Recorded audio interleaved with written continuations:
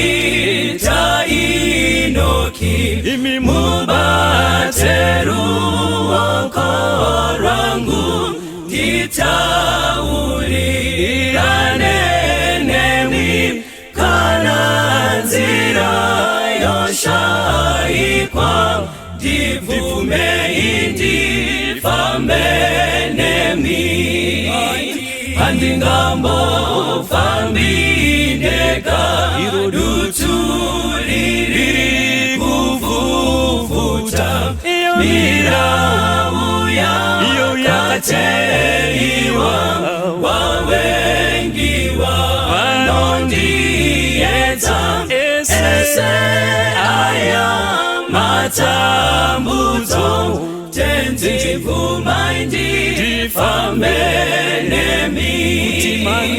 Kutimandi pazororo sepasizi no wanando inozo famba nekushinga notakura muchinjiko nakarandi one Zioni tenzivuma indifambe nemi, nakarandi one Zioni tenzivuma indifambe nemi, nakarandi one Zioni tenzivuma indifambe nemi, nakarandi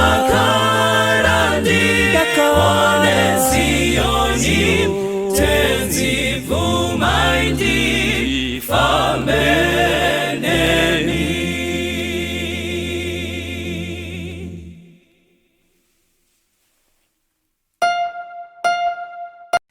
Vahebheru 9 verse 27 kusvika pavhesi ya28.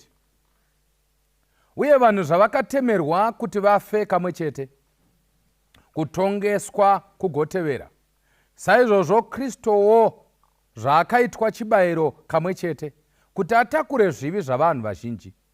Uchazoonekwa rwechipiri asingatakuri zvivi, naivo vanomutarira kuti avaponese.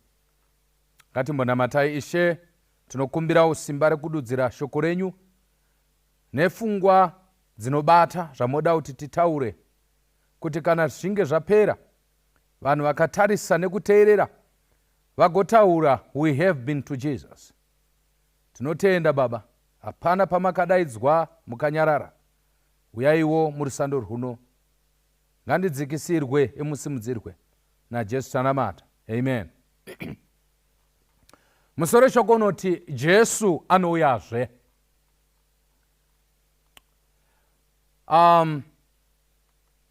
Kutaura kwandiri kuita apa handiri kukunyeperai vanhu vamwari. Jesu Anouyazve. Mharidzo ino inodaro yakamboparidzwa uchinzwa, neniwo ndakamboinzwa. Zvinodaro wakatomboiparidza iwe pachako, neniwo ndakatomboiparidza.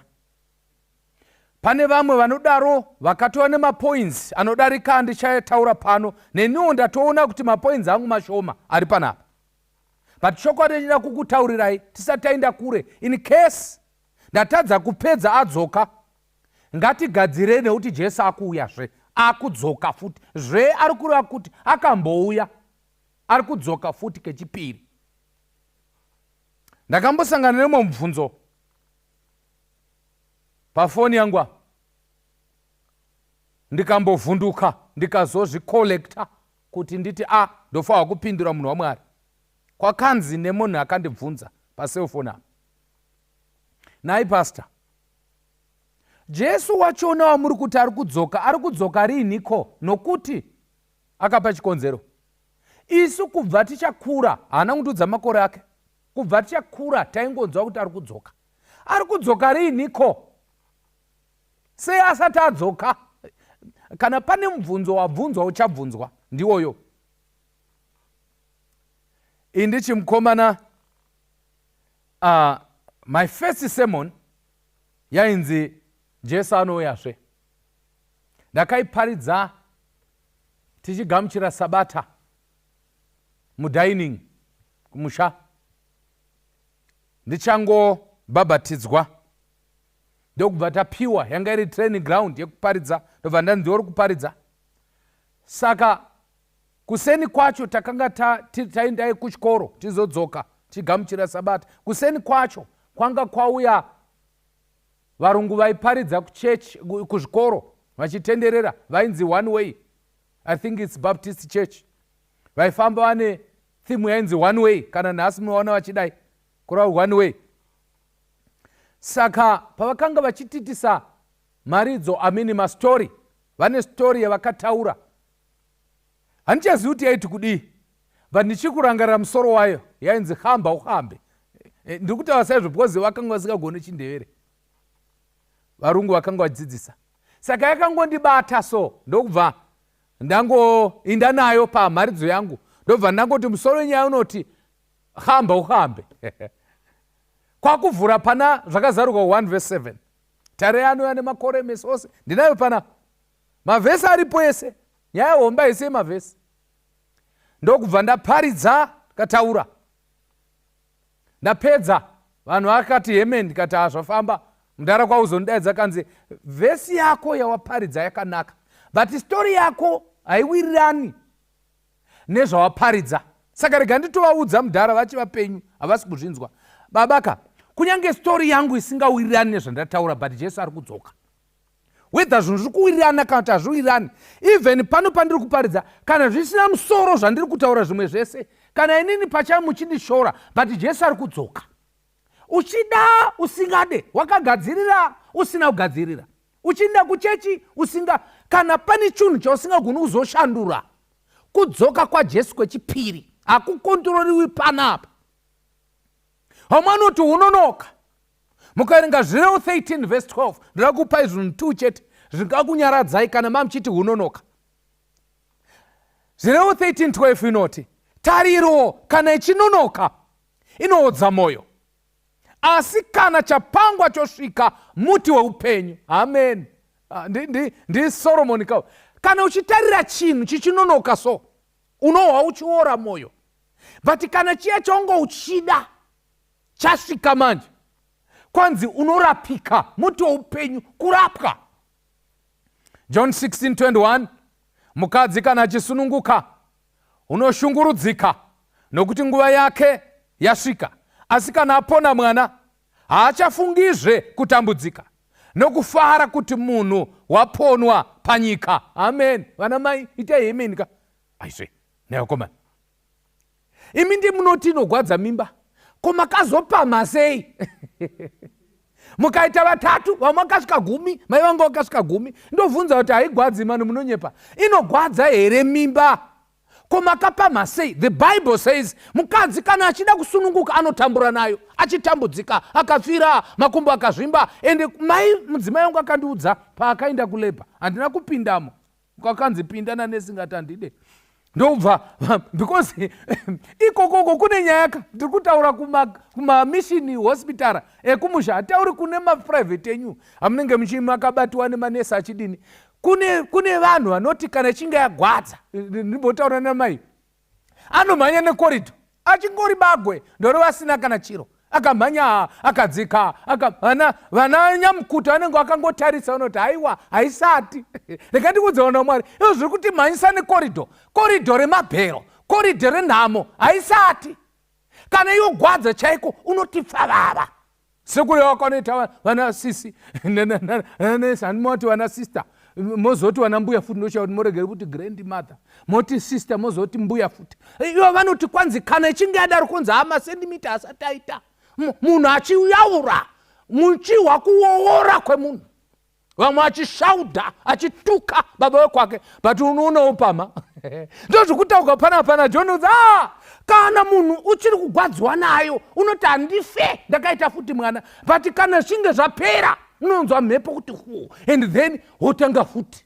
This is why nyika ino yagwadza kudai, iri kuti gwadza zvakadai. Actually vanototi, ndiri kutaura zvatoudzwa nezvimwe zvatoverenga, kwanzi kana yakugwadza chaizvo chaizvo, because inomboti gwadze mire, gwadze mire, ukaheya kuti gwadze gwadze gwadze gwadze, and then yakuzoti gwadze gwadze gwadze gwadze haichamiri, kureva kuti mwana apadyo. Zvino nyika inoyi handizivi kuti yaapapi. Yakapoti gwadze 1970 paya, but ikati gwadze gwadze 80. Pa 90 pakati gwadze gwadze. Zvino yamimuchokocho igwadze gwadze. No, stop. Why? Jesus is about to come. I want to talk about the promise that you study in the book of John chapter 14, verses 1 to 3. Moyenyu rege kumanikidzwa. Hallelujah. Mutende kuna Mwari, mutendewo kwandiri. Mumusha mababa vangu mune nzvimbo zhinji dzokugara. Dai kusaiva kudaro ndingadaenda kakuudzai, nokuti ndinoenda kunogadzirai pokugara. Kana ndichinge ndaenda kunogadzirirai pokugara, ndichauyazve ndikugamuchirei kwandiri, kuti apo ndiri nemi mugovapo. What a promise. The Bible is saying, usanetseka hako. Ndibuya nyamukuta ka vari kunyaradza mai. Usanetseka, aiwa mira, usadaro mira. In other words, when you push, ramba uchipusha kuti mwana abude. In other words, this is the time for pushing, so that one of these days, push the gospel. Jesus is about to come. Ramba uchitaura, I will go, is the message. Ramba uchitaura. But the word, moyenyu rege kumanikidzwa, let not your hearts be troubled. It's an imperative, it's a command. Stop worrying.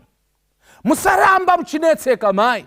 Chikonzero, I am coming, and coming very soon. Amanoimba hymn 172, tenzi kozwarini musati mauya. Moyedi aneta nekukumirirai. Vamuadzokera vashoma vakamira. I want to say to someone who likes that song, if that is your favorite song, hapana problem. But mvunzo wangu ndokuti uri kumudii Jesu ari kuvingei, because usafunga kuti kuya kwake kwakanakira vese, kuya kwake imhere kune vamwe. Vamanenge vachipemberera pate vamwe vacharidza mhere. What is the manner of his coming? If you read Matthew 24:31, shoko raMwari rinoti uchatuma vatumwa vake nekurira kwehwamanda kukuru. Vachaunganidza vasanangurwa vake kubva kumhepo ina, kubva kumuganhu umwe wekudenga kusvika kune umwe muganhu. The manner of his coming will not be secret. Ukaverenga mabasa vapostora 1 verse 10 and 11, Jesus will come as a real person. Zvino vachitarira kudenga achikwidzwa, zvinotarira varume vaviri vamire navo vane nguo chena. Ivo vakati, imi varume veGarirea, makamireiko makatarisa kudenga? Iyeyu Jesu mwechete. This same Jesus unobviswa kwamuri achikwidzwa kudenga uchauya saizvozvo nenzira yamamuona achienda nayo kudenga. This is very important. Jesu achadzoka as a real person, anobatika achioneka nemeso. 1:7 yazvakazarugwa, tarirai Unoya nemakore, meso ose achamuona, naye vakambaya maridzi ose enyika achachema nokuda kwake. Hongu, amen. Jesus will come achionekwa. His coming will be visible, will be audible, will be touchable. Jesus who comes zvinooneka. Who will accompany him? Matthew 25:31, nasi ndikukupai mavhesi akati zvino kana mwanakomana womunhu achiuya nekubwinya kwake, amen, navatumwa vatsvene vose vanaye, ipapo uchagara pachigaro choushe chinobwinya. Chiri kunzi makore, these are the angels. If you check, muchaona kuti Jesu paachauya nekubwinya, achauya nekubwinya kwake, nekubwinya kwevatumwa, nekubwinya kwengirozi kwaMwari. Ipapo vanhu vese vachamuona. Hakuna ngirozi ichada kusara kudenga. We'll get to that. Can you predict the time of his coming? Tinogona here kufembera kuti anouya musi wakati. Matthew 24:36 and 44. Asi kana riri zuva iro nenguva iyo, hakuna unozviziva, kunyange vatumwa vekudenga, asi baba voga.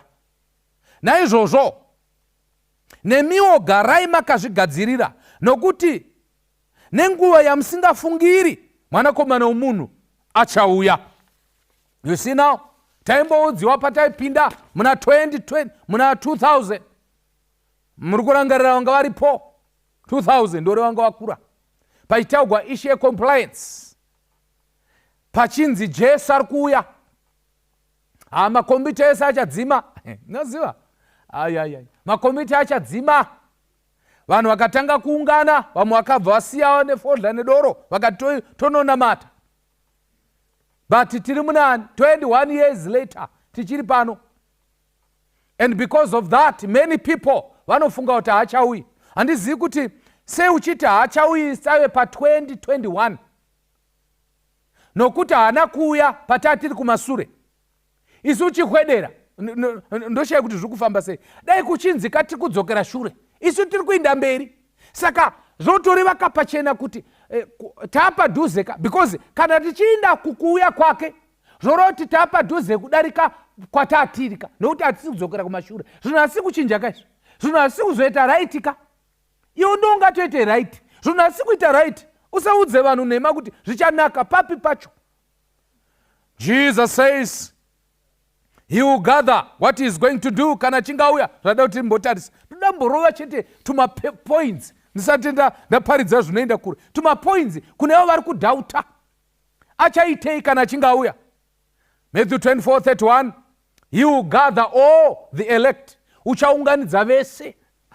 Ndio hurumende yega inopinda muindependence nemagamba ayo ese.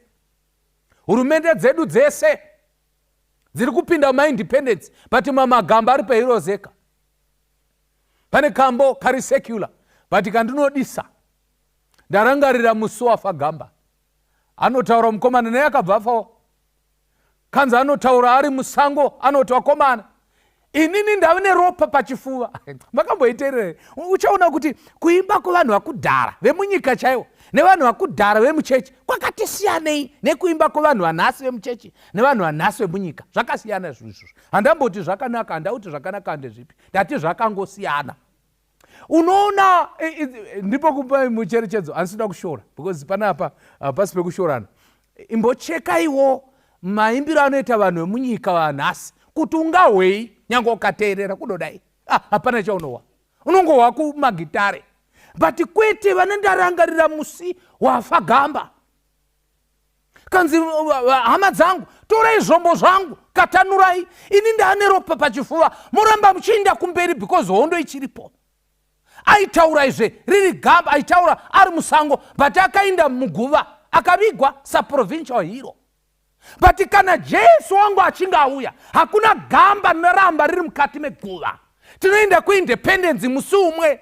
Come on church ya Mwari, tese chapinda muindependence. Ezvezvo tiri kudla independence. Homwe anhu anomboidla, homwe akasara kuchimoyo, homwe akasara Tanganyika, homwe akafa independence yakusvika, homwe akafa musi wa17 April. But let me talk to someone. When the trumpet shall sound, wamanda kana ichinge yarira, vese, I'm saying vese vakanga vakabata gidi reshoko raMwari, akangobata bhosvo akaridza, akaimbisa, akanamata, akaita munamato wokunyarara asina mbopuwa chigaro muchechi, kana akafa achifira muna Mwari, vese vachamuka. This is what vaTesaronika wokutanga chapter 4 verse 16. Nokuti chamene uchaburuka kudenga nekudaidzira nezwi remutumwa mukuru nehwamanda yaMwari, vakafa muna Kristu vachatanga kumuka. Paita nyaya ukava panze vachatanga kureva kuti pane vachatevera. Takamboitaura nyaya, hakuna munhu achasara ari umbwiro. Vanhu vese vachamuka, vane nharo nevasina, pachamukwa. Vanhu vachamuka vachibva munzvimbo dzavo. It's a miracle. Ndichaitaura kumberi. So Jesus is coming to gather the elect, achivaunganidza nehwamanda yake. And then what is he going to do? He will transform all the righteous. Handeneni pana vakorinde. I know vamwe vanhu vachafara nekupemberera vhesi. Vakorinde wokutanga 15 verse 51 kusvika pavhesi ya53. Tarirai ndinokuudzai chakavanzika. Hatingavati tese asi chichashandurwa tese. Pakara pano kubwara kweziso nehwamanda yekupedzisira, nokuti hwamanda icharira. Ipapo vakafa vachamutswa mukusaora, nesu tichashandurwa, nokuti ichi chinoora chinofanira kufuka kusaora, nechichi chinofa chinofanira kufuka kusafa. Zvino kana ichi chinoora chafuka kusaora, nechichi chinofa chafuka kusafa, ipapo shoko rakarebwa richaitika runoti, rufu rwakamedzwa nekukunda. What is he going to do? He's going to transform all the righteous. Vanofa vari muna Mwari vachamuka, kana vachimuka vachatora muviri mutsva, vosiya zimuviri rinofa. Tichasiya zimuviri remachangisiri ratinaro, tichasiya zimuviri iri remaavhokadho atiri kudya, tichasiya zimuviri iri rezvezvo atiri kudya. We will be transformed, topfeka muviri usingafe. Vachibuda Makiwa vanobuda vakatopfeka muviri kwawo, iri rinoora iri rasara ririmo. Number 2, vanenge vari vapenyu, the Bible says, in a twinkling of an eye, sekubwaira kweziso vachashandurwa. In other words, vanhu vachashanduka vari vaviri. Anofa ari muna Kristu anoshandurwa achibuda mbwiro, anorarama ari muna Kristu panodzoka anoshandurwa sekubwaira kweziso. Hakuna achaenda kudenga asina kutora muviri weko. This is why pakamuka Jesu, Maria Magadharena akaenda akanombundikira achida kumubata. Jesu anoti usandibate, nokuti handisati ndaenda kuna Baba, ndimbotimire ipapo. Vazhinji vanoti munhu afa anoenda kudenga. Jesu anoti ini handisati ndaenda, paakafa haana kuenda, but baba vako ndo vari kuenda kudenga vafa. Handizivi kuti denga iroro harina oda zvakadii. Muridzi wedenga, mwana waMwari, haana kuendako, ivo baba vako ndo vanofa vachienda.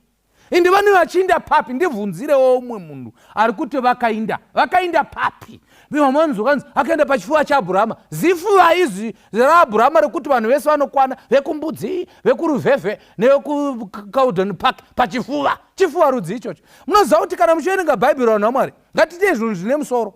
Handidi kuti tinetsane panapa. By the way we are preaching, the Bible says tichashandurwa sekubwaira kweziso. In other words, techitora muviri kwawo chisiya mazimuviri aya. And what else is he going to do? He will eliminate suffering. Zvakazarurwa 21 verse 4.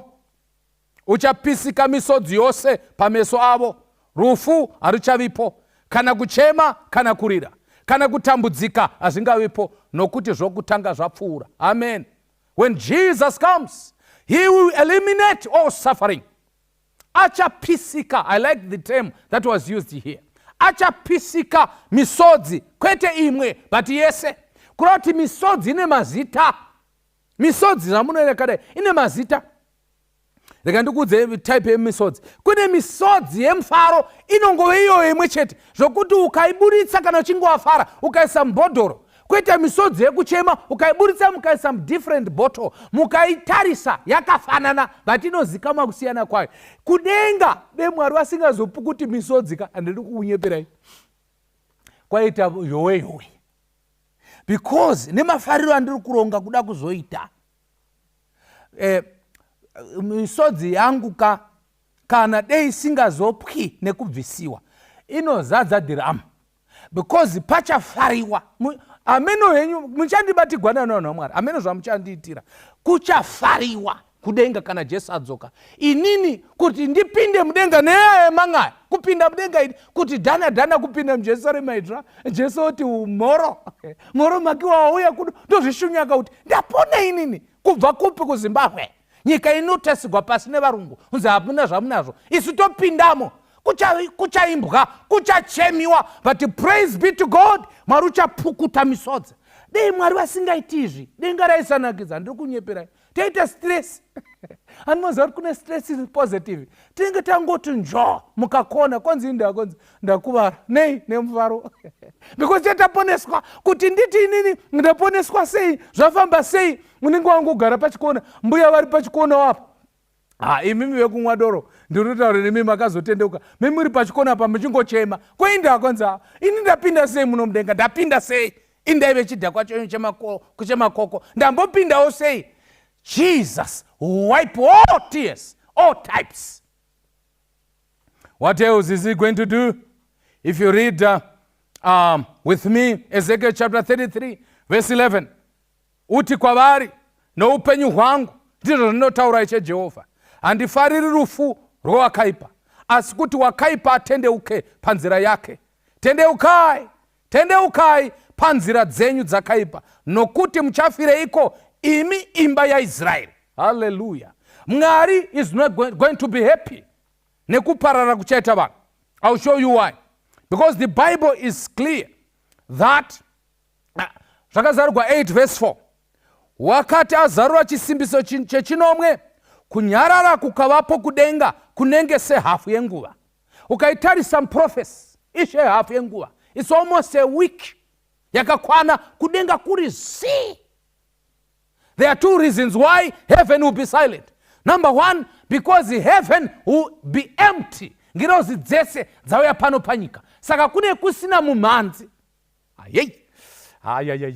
Pakaipa. Zvoreva kuti mumanzi charega kuridzwa kudenga inorirei.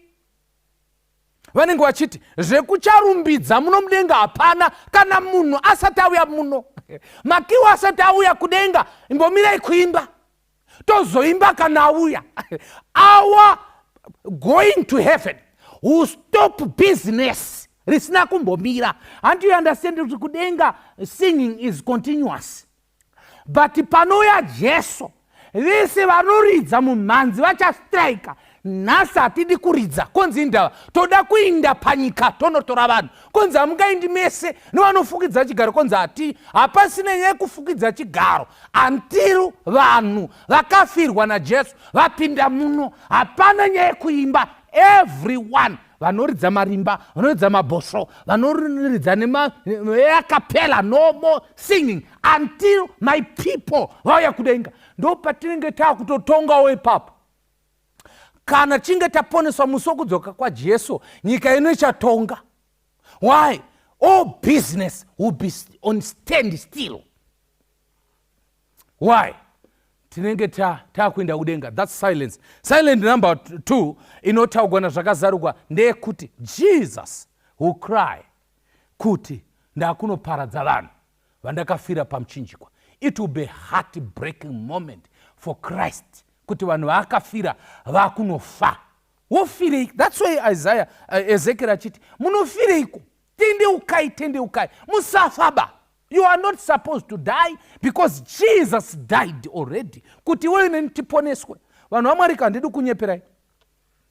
Ime henyu kuda, muri kunakigwa. Anditi, muri kunakigwa ka, musanyepe, muri kunakigwa. Munombode ambomira ndipese kwakaemba yangu mudurikanzanwa, deambomira ndibokhora umari, ndimbofamba nezibenzi nezidiscovery ndimika.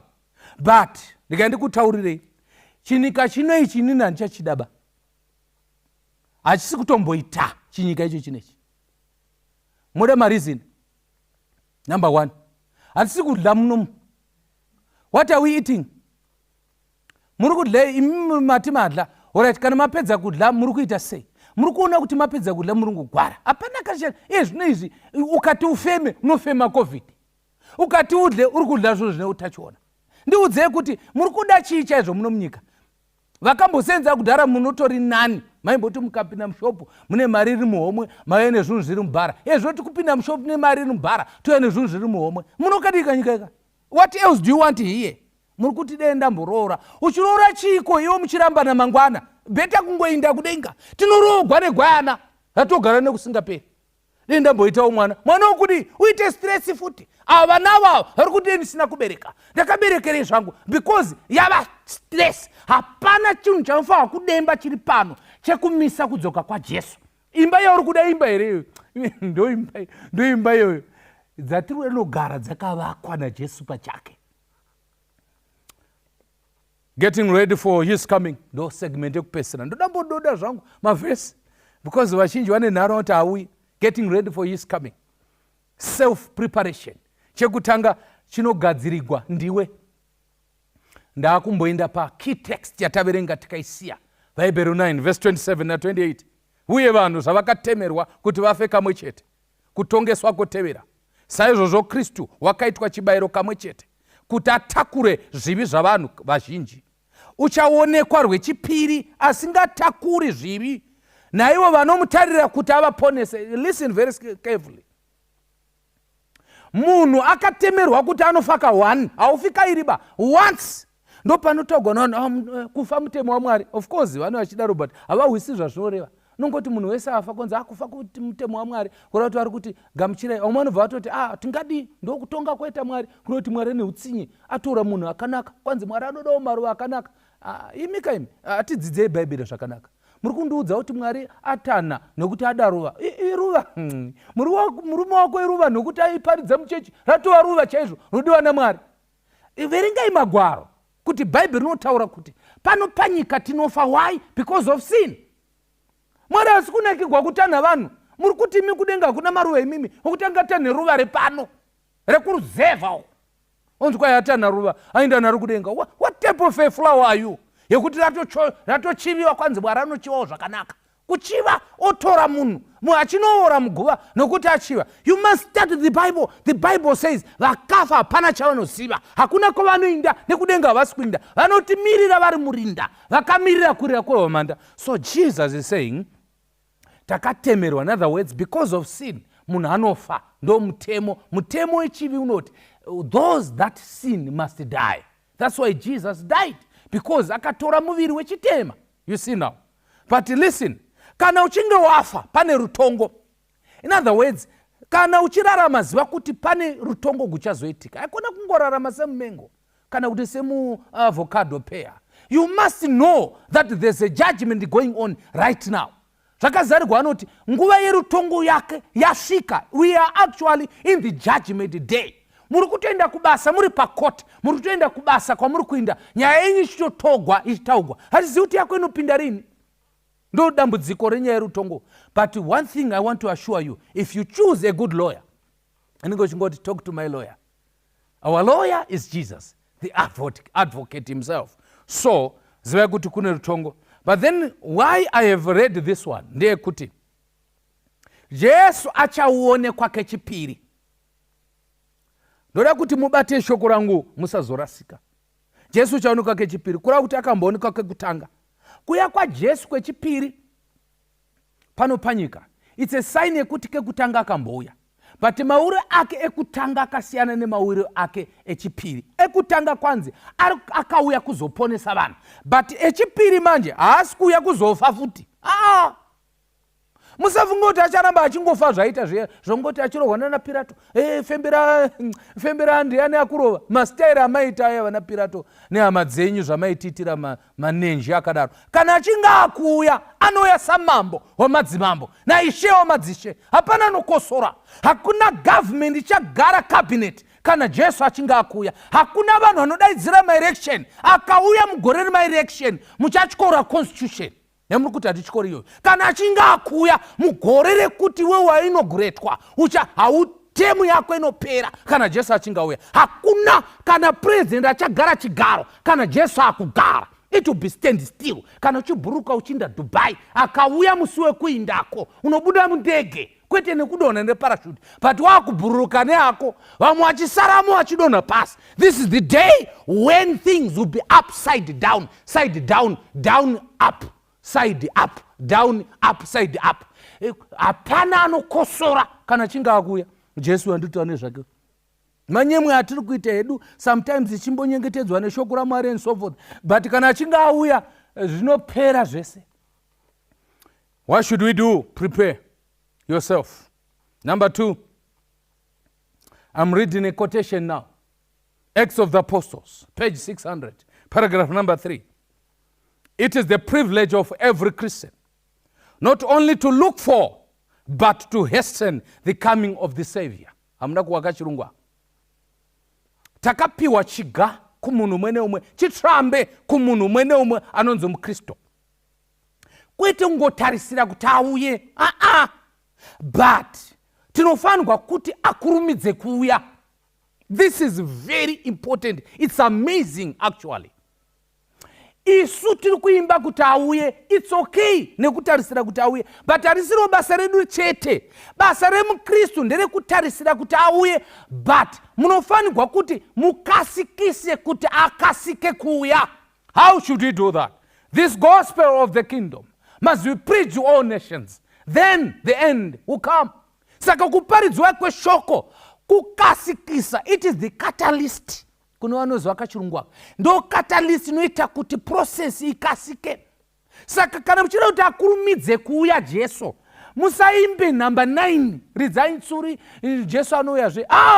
Maimba tazvinzwa, but paridzirai vamwe mumba menyu, prepare others for his coming. If you prepare for yourself, prepare for them, and then he will come soon. Ndoda kupedzisira nemubvunzo mukuru, the pertinent question that I find in Luke chapter 18 verse 8. Unowanikwa pana Luka 18 verse 8. Ndinoti kwamuri, uchakurumidza kuvatsivira, asizve kana mwanakomana womunhu achisvika, uchawana kutenda panyika here? Ndiverenge nechirungu. I say to you that he will quickly do right in their cause. But when the Son of Man comes, not if, when, will there be any faith on earth? This is a very important question. Chanzi earth haisi kuti nyika munhu. Zvawati wewe Jesu manonoka, are you ready? Ndo pari kuvunzwa kuti zvamuri kuti ngauye anowana here rutendo panyika. I want to pray with somebody who is saying, Pastor, pray for me. Zvimwe zvese kana zvaramba handidi kukutana nedenga. It's not fair. Haungati kurambwa neurume urambwa nedenga. It's not fair for yourself. You cannot do that. Wana uchimwe one. Izve uyu tazviona izvi. Kuna ukoniswa denga nekuda kwemarriage. Ukoniswa denga nekuda kwemarriage. Izvi nokufemera padenga. Because muri kunetsana nemurume. You can't even pray. Hauchagoni kunamata. Ukatsinzina uzivi kuti watanga kana kuti wakupedza. It's not fair. Kwazvakuenda is too far. Kwazvakukuendesa. Uda kunopinda mugehena sure. Uchifira murume. Ndamboti murambeni. But ukaona zvakukwikwidzana neupenyu husingaperi, decide. Uda kuramba denga nekuda kwokuti wakaona basa wakusevenza neSabata, hauchadi denga manje. Uchikora, urikora mari, kungovhunza. Pamwe muri kukora stereki. Chii chingaite kuti uti chokwadi zvedenga zvakona? Zvichikoneswa ne? Ndati even ugevha nezvese zvauri kuita zvokuti wakajamba bhodha ukadini zvigokudii? Wototi kwai zvedenga zvakona nokuti wakayambuka gwizi uku Limpopo woti hauchadi zvekunamata. What is so special about South Africa? Handisi kushora nyika. What is so special? Zvokuti wabva wanyura, zvokuti wakutoita benzi hauchazivi kuti kunonamatwa. Watomuenzi wekuchechi. You want to be introduced to Sabbath school. It's not fair for yourself. The Bible says, will he find faith on earth? The answer must be, yes. Akaishaya kumaraini, anayewana pandiri. Akaishaya kuna baba, anayewana pandiri. Akaishaiwa faith pa chechi pedu pa local church. Akaishaiwa kuma elder ku vestry, even kuma deacon anotora. But Jesus will find faith in me. If he will not find faith in the choir, he will find faith in me. Kana akashaiwa rutendo madzimai edoka achawana rutendo mandiri. Kana akashaiwa rutendo kune mamapasa ese, let us say achawana rutendo mandiri. Kune vamwe yes, not in me, uchawana rutendo mandiri. Is this not your prayer as we come to the end of this service? What I was talking about is Jesus is coming back again. One of these days, sichasiya kanyika kanaka, tienda kunyika kwayo, taneta nekuvhairirwa nenyika, ichitita zvese. That day will come. Hatichazotiwo kunyika, hai, ndo Mwari watakamirira. Tichafara nekufara ruponeso rwake. Takuenda kumusoro kudenga. Tosiya madhumbu atakapfeka, topfekedzwa nguo chena. Muri kumhanya kupfeka, ndokona muchipfeka magauni mese hai, hatsi chena idzo. Tichapfekedzwa nguo chena kana Jesu achinge adzoka. Ishe wokudenga tomutendai. Aiwa, tomutendai. Tachiti dema chiuya baba. But taona kuti problem hakusi kudenga. Problem ndepano. isu tiri kuda kuti muuye, but we are not doing things that will make you or will hasten your coming. I'm praying on behalf of my friends listening and watching this service that give us the zeal yekuparidza evhangeri yeushe. Muye muzotitora. Taneta baba, taneta nekuchera makuva, taneta nekuchema, taneta nekushainigwa nenyika. Toda kumboshaina tichibhururuka ndege dziri pasi isu tiri mudenga. Muzita raJesu tanamata. Amen. God bless you. Tenziko zowarini musati masvika, moyo yedu yaneta nekungumirira, yowarini yonguwa inopenya kwazvo, kupenya kwembirine kuonekwa kwenyu, kozowarini tenzi mubude kumusha,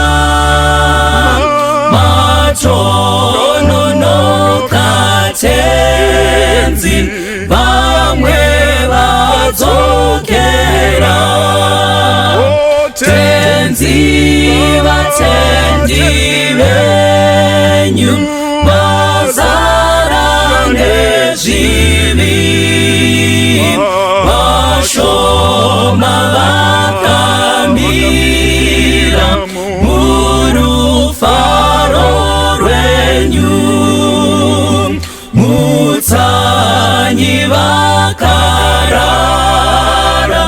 chemanyi vamuke, vanoyeranga vati tenzi aswedera, mwenje yenu ifute, chiuno zvisungwe, vese vagadzirire kumuona tenzi, mutsanyi vakarara, chemanyi vamuke,